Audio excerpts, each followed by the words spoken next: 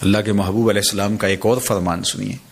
حضور نے ارشاد فرمایا، حضرت بریدہ اپنے والد گرامی سے روایت کرتے ہیں رضی اللہ تعالی عنہما کہ ان العہد الذی بیننا و بینکم الصلاۃ فمن ترکها فقد کفر، کہ ہمارے اور ان کے درمیان جو عہد ہے وہ نماز کا ہے، تو جس نے نماز کو ترک کر دیا تو گویا اس نے کفر کیا. حضرت امام شافعی اور حضرت امام مالک یہ کہتے ہیں کہ جو شخص نماز ترک کرتا ہے، جو تارک صلاۃ ہے، اس کو بطور حد قتل کر دیا جائے. اور امام احمد بن حنبل اور اسحاق بن راہویہ فرماتے ہیں کہ اس کو ویسے ہی قتل کر دیا جائے، اس لیے کہ فقد کافرہ کا جو لفظ کہا گیا تو حدیث کا ظاہری مفہوم اس پہ صادق آئے گا، اور نماز کا ترک کرنا کفر ہے، لہذا اس کو قتل کر دیا جائے. لیکن یہ دو حضرات کہتے ہیں کہ بطور حد قتل کیا جائے. ہمارے امام اعظم ابو حنیفہ علیہ رحمہ فرماتے ہیں نہ یوں ہی قتل کیا جائے گا، نہ بطور حد قتل کیا جائے گا، بلکہ اس کو قید کر دیا جائے، اور اتنی دیر تک قید کیا جائے جتنی دیر تک وہ توبہ نہیں کر لیتا. یہ اس شخص کی کہانی ہے جو نماز کو اللہ کی طرف سے فریضہ مانتا ہے لیکن سستی کی وجہ سے ادا نہیں کرتا، لیکن جو نماز کا مذاق اڑاتا ہے، نماز کو ہلکا جانتا ہے اور اس کے بارے میں اس طرح کی بیہودہ باتیں کرتا ہے، نماز کا انکار کرتا ہے، تو ایسا شخص تو تمام کے نزدیک کافر ہے اور دارا اسلام سے خارج ہے.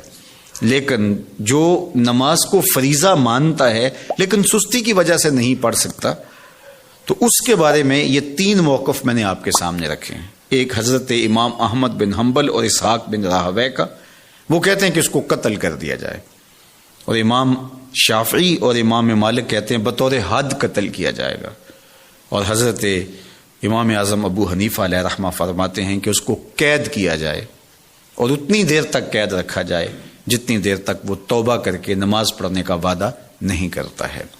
تو یہ سزا ہے نماز نہ پڑھنے والے کی. حضرت شیخ عبد القادر جیلانی علیہ رحمہ و رضوان فرماتے ہیں کہ بے نمازی کو مسلمانوں کے قبرستان میں دفن نہ کرو. حضرت سلطان باہو علیہ رحمہ بولے کہ بے نمازی سے خنزیر بھی پناہ مانگتا ہے. شیخ سعدی شیرازی نے نصیحت کرتے ہوئے کہا کہ بے نمازی کو قرض نہ دینا، جو اللہ کا قرض ادا نہیں کرتا تمہارا قرض کیسے ادا کرے گا؟ جس کو اللہ کی طرف سے عائد کردہ احکام کی پرواہ نہیں ہے اور اس کے ذمے قرض چڑھ گیا ہے، اس کی پرواہ نہیں کرتا، تو تمہارے قرض اس کے نزدیک کیا حیثیت رکھتے ہیں؟ جو اللہ کے قرض ادا نہیں کرتا تمہارے قرض کیسے ادا کرے گا؟ تو اب آپ اندازہ کر لیجئے گا کہ بے نمازی کتنی بری مخلوق ہے، اور توبہ کر کے 5 گانا نماز کی عادت ہی زندگی میں جمال پیدا کرتی ہے، زندگی میں خوبصورتی پیدا کرتی ہے. وَأَرْضَ بِمَا قَسَمَ اللَّهُ لَكَ تَكُنْ أَغْنَى النَّاسِ، اللہ کی تقسیم پہ راضی ہو جا تو لوگوں میں سب سے بڑا غنی بن جائے گا. جو رب کی تقسیم پہ راضی ہو گیا، اللہ اکبر، وہ دل کا غنی ہے. ورنہ کھرب پتی ہونے کے باوجود بھی نفس کی کمینگی ختم نہیں ہوتی. قدرت اللہ شہاب نے لکھا ہے کہ میرے پاس ایک اسکول ٹیچر اور اس کی بیوی آئی، ان کی کوئی تھوڑی سی اراضی تھی تو کسی نے ناجائز غالباً اس پہ قبضہ کیا ہوا تھا، تو میرے پاس وہ استغاثہ کرنے آئے، تو خیر میں نے ان کا مسئلہ حل کر دیا. اس دوران میں نے ان کے خلوص کو، ان کی للہیت کو اور رزق حلال کی تلاش اور سچائی کو دیکھا. پھر ان کی بیٹیاں ہی بیٹیاں تھیں تو میرے دل میں بڑی محبت پیدا ہوئی ان کے لیے. تو ایک قطع اراضی تھا کوئی 12.5 ایکڑ پر مشتمل، نہر کے کنارے، اس میں باغ بھی لگا ہوا تھا. تو میں نے وہ ان کے نام کر دیا، وہ میرا ثوابدیدی اختیار تھا، تو میں نے ان کے نام کر دیا کہ یہ جناب تمہارا ہوا، اس کو جو ہے وہ سیراب کریں، کھیتی باڑی بھی کریں اور باغوں کے پھل بھی کھائیں اور اپنے گھر کا گزر اوقات اچھا کریں. کہتے ہیں خیر میں وہاں سے تبدیل ہو گیا, پھر میری ڈیوٹی اس وقت کے صدر کے ساتھ لگ گئی. تو کہتا ہے ایک دن میں دفتر میں بیٹھا تھا تو مجھے بتایا کہ باہر 2 بوڑھے میاں بیوی ہیں اور وہ آپ سے ملنا چاہ رہے ہیں. تو میں نے کہا پتہ نہیں کون ہوں گے, تو خیر میں نے کہا ان کو اندر آنے دو. تو جب وہ میرے سامنے بیٹھے تو میں نے کوشش کی تو پہچان بھی لیا.